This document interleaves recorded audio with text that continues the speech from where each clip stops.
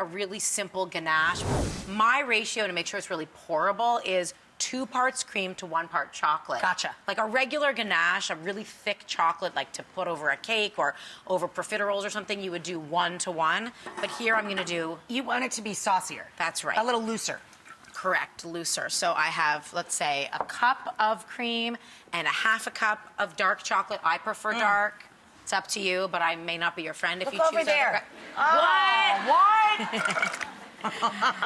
And you know, you could, people do this over a double boiler. They're worried about it burning. If you keep the temperature low and have a little patience and just let it melt really gently. I mean, it starts to melt immediately. It will happen. Just watch it. Right. Yeah, don't go to the bathroom. Don't go watch Netflix. Don't Whatever. answer the phone, even if it's your mother. That's right. Don't check your Instagram, people.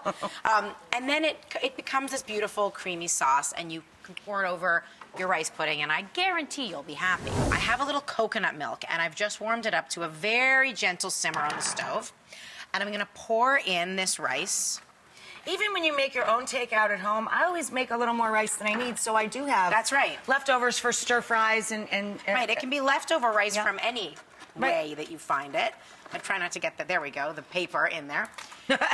Put the rice in, and it's already cooked, so this is actually gonna take very little time. And I'm gonna add some flavoring. Now, you can play around with this. My favorite combo at this moment is a little ground cardamom. I love So cardamom. beautiful, right? Oh, it's sexy. It is, and an orange peel, a piece of orange peel. You can do lemon peel, but it adds that, like the oil, you know, Right. the essential The essential oil oils. that's really subtle and beautiful. And I like a little maple syrup because I'm Canadian and everything has I'm to in have. upstate New York. I live That's closer right. to Canada than New York City. I get the maple syrup. Yeah, that's why we love each other. That's so right. I appreciate that. We're from the Great White North. Correct.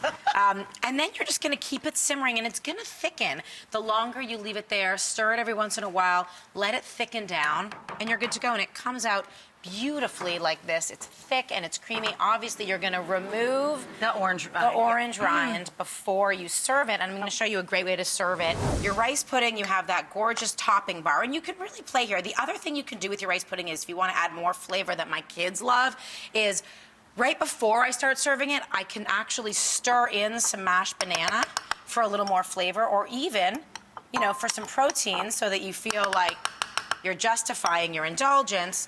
A little scoop of peanut or almond butter. I love the combo of banana and any kind of nut butter.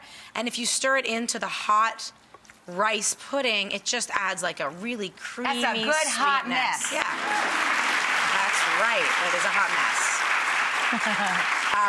And then you can serve it up with your topping bar of choice. So I have So cute. coconuts and nuts and chocolate chips and little ginger snaps, which I think are so I fun. love ginger snaps. And you They're can so just friendly. sort of do it, you know, whatever you want. Exactly, a little coconut, because I really think that this dessert is about texture. And your ganache? Yes.